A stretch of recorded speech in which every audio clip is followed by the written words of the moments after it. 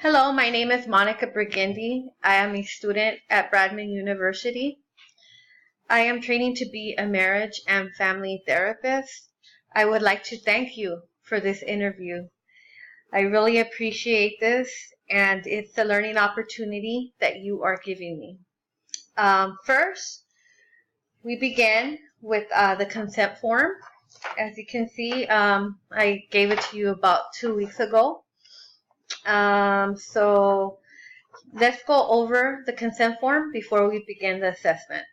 Okay. When you sign this consent form, you acknowledge that you are agreeing to understand that this is not a clinical interview. It is in no way an actual therapy session, and you can go over the consent form again. And as I told you, this is confidential. The only exception is elder abuse, child abuse, and self-harm to yourself or others. If you feel uncomfortable with any questions, I will ask you. Feel free to refuse the answers if you don't feel comfortable with them. Okay, so we may begin the assessment. Okay, what is your age? I am 22 years old. Okay, race? I'm Hispanic. Do you identify with your race? Somewhat. Okay. What else do you identify with? I'm Mexican. Mm-hmm. I don't know much about my culture. Oh, would you like to elaborate why you don't know about your culture, if you don't mind me asking? I don't know how to speak Spanish. Okay. Okay. And you are a female? Yes. And your sexual orientation?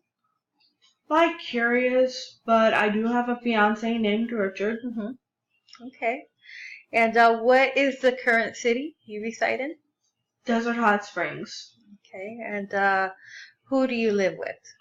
I live by myself. However, I live across from my grandmother. Mm-hmm. She is a part of the IHSS, which means she helps me with meals and grocery shopping, and she does my laundry. Oh, is that in-home support services? Yes. Okay. Yes, I'm familiar with that program. And so you said you live across from your grandmother, and she helps you with your meals and things like that. Okay. Do you have any type of employment? I don't have a job yet, Mm-hmm. but I plan on getting one in a couple of months. Mm-hmm. And any disabilities I should know about? The major one is that I have autism. Mm-hmm. I was diagnosed since I was 2.5. I also have a thing called gastroschisis, Mm-hmm. which I used to have my intestines out when I was a baby, and they had to take me to Loma Linda to fix that. Okay. And you said you have autism? Yes. When were you diagnosed? 2.5 years old. Okay. And what is your primary language? English. Okay. Do you know who the President of the United States is? Currently, it is Donald Trump. Okay, great. So, have you ever thought about harming yourself or others? Well, I did have an issue a couple years back. I heard voices in my head telling me to hurt people, to kill people, and I always told myself that don't do it, it's not an option. But when Richard, my fiance, realized it, he wanted me to get help. Mm-hmm. And it was on my 19th birthday where I had to tell my grandma that I needed help. Mm-hmm. So My mom took me straight to the hospital for 72 hours. I stayed. Then I went to the Indio Mental Health Center. Mm-hmm. I went to 2 buildings that helped me out with medicines. Mm-hmm. And I stayed there for 2 weeks. Mm-hmm. And they had to check what medications would work or not. At first I missed my family a lot, but everyone kept telling me, finish it, you need this. Mm-hmm. You need to know what meds are right for you. So I have meds that help me out with the voices. And then one time I started crying a lot but one time I told one of the doctors that my great grandmother was schizophrenic, but they didn't see schizophrenic in me. They said that it was depression. So I take medication for that too. Okay, and going to get treatment was a very wise decision that you made. You said you stabilized on medication when you were there. And what type of medications are you on? Currently, I have the generic version of Zyprexa, which is called olanzapine. Mm-hmm. I take 10 milligrams in the morning and 20 at night. Mm-hmm. Then I have fluoxetine that helps with my depression. Mm-hmm. Propranolol that helps me with my anxiety. Mm-hmm. Benztropine, which helps with the side effects. And I also take stool softener. Mm-hmm. I haven't taken doxycycline for a while, but that one was for acne. Okay. And do you smoke? No, not really. Okay. Do you use illegal drugs? No. Do you drink caffeine? No. Okay. And what is your highest level of education? I did some college. I did the 2 recent ones that I passed were human sexuality, which I got an A on, and English, which I got a B on. That's great. That's great. So, do you have any special or learning disabilities? My disabilities are mostly like emotional. Okay. And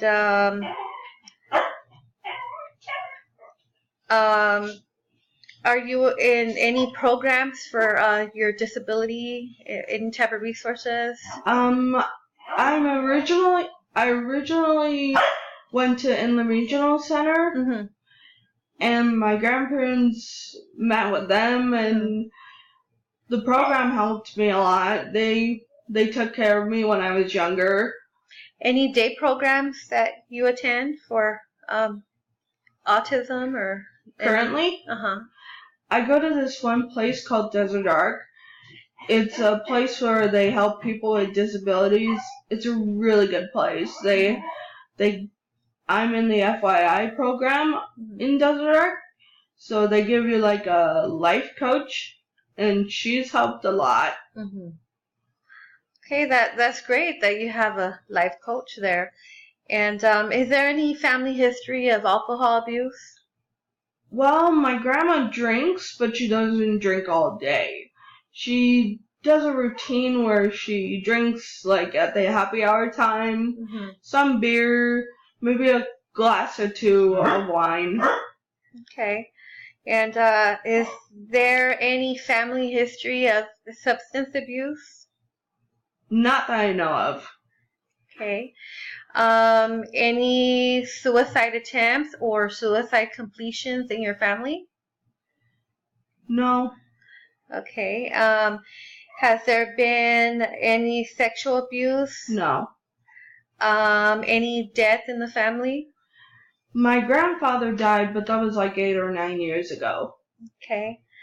And is there anything you would like to share? Any concerns, any issues that you would like to share? No, I'm good. Okay. Well,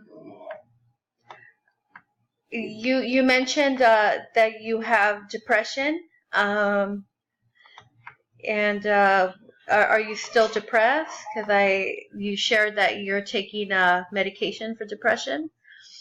Sometimes I would cry a lot and question why I'm here. But it was recently that my fiance found out about.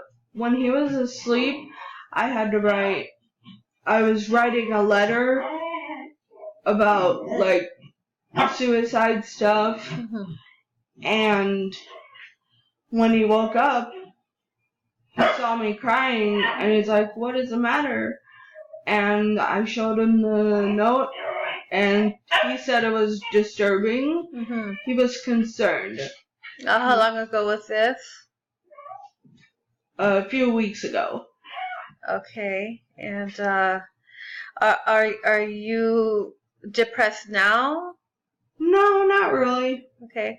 When was the last suicide ideation that you've had? Ideation? Yeah, like when was the last time you thought about harming yourself? Has it been a long time, or has it been recent? Has it been I think that was the most recent. most recent? No.